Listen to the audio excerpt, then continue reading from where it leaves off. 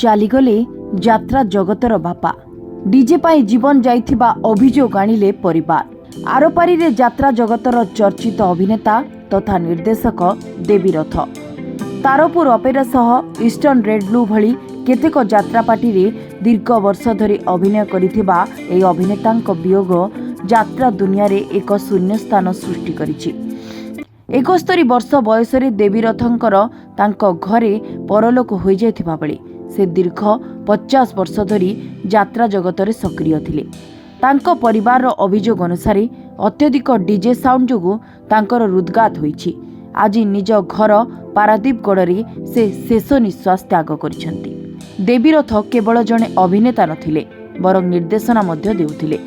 ଜଣେ ଉଚ୍ଚକୋଟୀର ଅଭିନେତା ଭାବେ ତାଙ୍କର ସୁନାମ ଥିବାବେଳେ ହିରୋ ଭିଲିଆନ ସହ ବାପା ଭୂମିକାରେ ତାଙ୍କ ଅଭିନୟ ସମସ୍ତଙ୍କୁ ଯାତ୍ରା ପେଣ୍ଡାଲକୁ ଟାଣି ନେଉଥିଲା।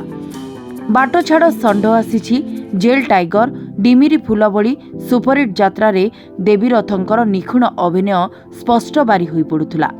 ପ୍ରଖ୍ୟାତ ନାଟ୍ୟକାର ଅନନ୍ତ ଓଝାଙ୍କର ପ୍ରାୟ ନାଟକରେ ଦେବୀ ରଥ ନିର୍ଦ୍ଦେଶନା ଦେଇଥିବା ବେଳେ ତାଙ୍କ ବିୟୋଗରେ ଯାତ୍ରା ଜଗତରେ ଶୋକର ଛାୟା ଖେଳିଯାଇଛି। ଇଷ୍ଟର୍ଣ୍ଣ ବ୍ଲୁରେ ସେ ଦୀର୍ଘ ବର୍ଷ ଧରି ଅଭିନୟ କରିଥିଲେ।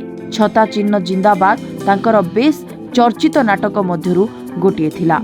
Bureau report, Odisha first.